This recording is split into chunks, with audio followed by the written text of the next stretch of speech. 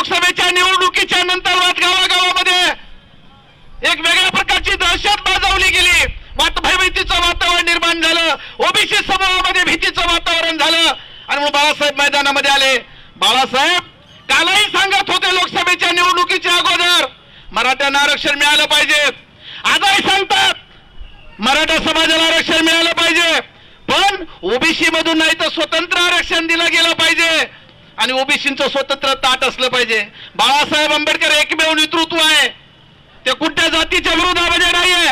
ते म्हणतात त्यांनाही आरक्षण द्या, ओबीसीना आरक्षण द्या आणि म्हणून ओबीसीचं आरक्षण धोक्यात आहे ते वाचवण्यासाठी त्यावेळी ज्यांनी आरक्षण दिलं महामानव डॉक्टर बाबासाहेब आंबेडकर आणि राज्यघटनेच्या माध्यमातून आरक्षण देणारे बाबासाहेब आंबेडकर आणि आरक्षण वाचवणारे बाबासाहेबांचे नातू बाळासाहेब आंबेडकर कायम आपल्या सोबत आहेत.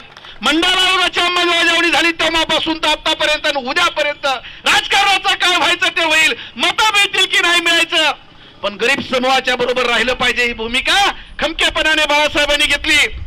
एकही राजकीय पुढारी बोलायला तयार नाहीये आणि म्हणून मित्रांनो मी अधिक बोलणार नाही. साहेबांना बोलायचंय, साहेबांना मार्गदर्शन करायचंय, पुढे जायचंय आपल्याला.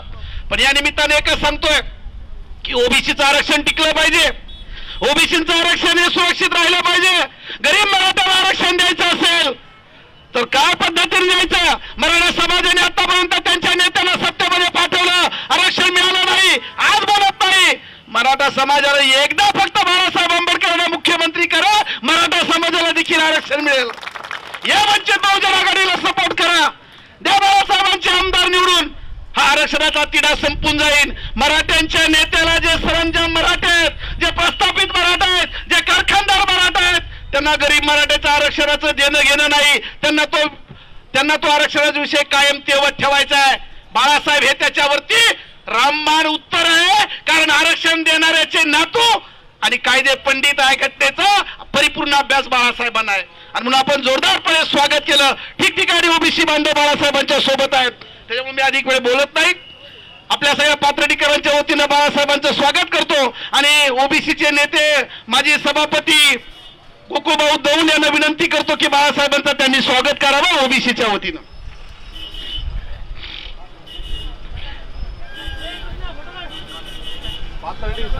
नाही घेत नाही. ओबीसी एकजुटीचा, ओबीसी एकजुटीचा. घेत नाही गोकुळ होते.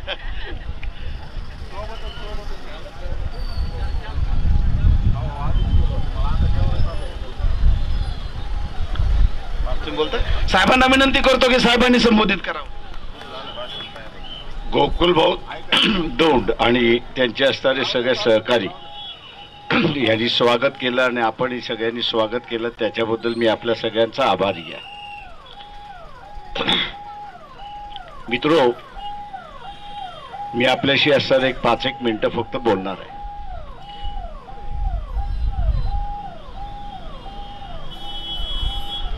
ओबीसीच्या आरक्षणाची असणारी यात्रा ही आम्ही 25 तारखेपासून सुरुवात केली. सुरुवात करण्याचं कारण आहे की जरांगे पाटील यांची जी मागणी आहे की मराठा समाजाला ओबीसी मधनं आरक्षण द्यावं, या संदर्भात राजकीय पक्षाने भूमिका ताबडतोब घेतल्या असत्या तर मला वाटतं समाजाला एक मार्गदर्शन मिळालं असतं आणि समाज विभक्ला नसता, अशी असणारी परिस्थिती आहे.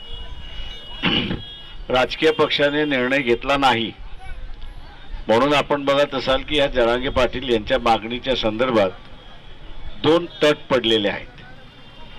एक मराठा समाजाचा तट आहे की तो जरांगे पाटील यांना पाठिंबा देतोय आणि दुसरा ओबीसीचा तट आहे की जो जरांगे पाटील यांच्या मागणीला विरोध करतोय. राजकीय परिस्थिती लक्षात घेता हे राजकीय भांडण राहिलं तर काही फरक पडत नाही.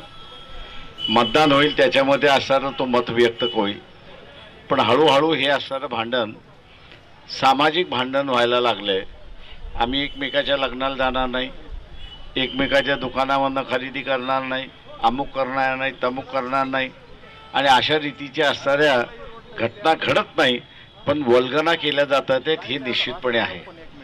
आणि म्हणून परिस्थिती बिघडू नये यासाठी आरक्षणाच्या संदर्भातला असणारा जो आंदोलन आहे त्याची माहिती देणं आणि ज्या ज्या गावामध्ये आम्ही जातोय त्या त्या गावातल्या लोकांना असणारा आवाहन करणं की तुमच्या गावातली परिस्थिती न बिघडून देणं हे तुमच्या हातामध्ये आहे. आरक्षण देणं हे तुमच्या हातामध्ये आहे का? सरकारच्या हातामध्ये आहे का? आहे. पण सरकारने दिलेलं आरक्षण बरोबर आहे की चूक आहे हे ठरवण्याचा अधिकार कोणाचा आहे? कोर्टाचा आहे. मग आपण कशाला भांडायचं?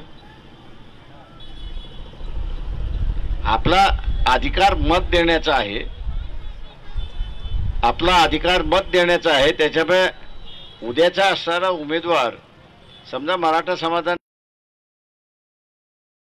निर्णय घेतला की आम्ही आमच्याच समाजाला मतदान देऊ, काही फरक पडत नाही. उद्या ओबीसीला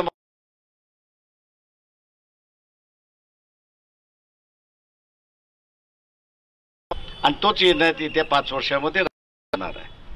ही आता बाहेर जाऊ नये, बिघडू नये म्हणून आम्ही असं माहिती आपल्या सगळ्यांना या ठिकाणी देतो.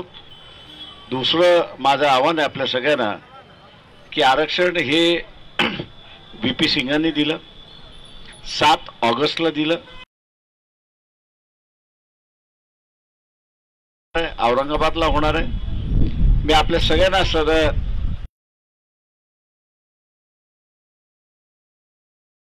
औरंगाबादला मंडल दिवस साजरा झाला पाहिजे.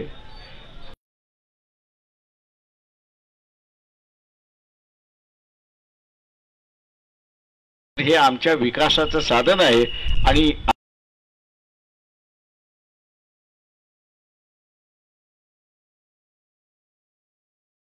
असं मी आपल्या सगळ्यांना आवाहन करतो.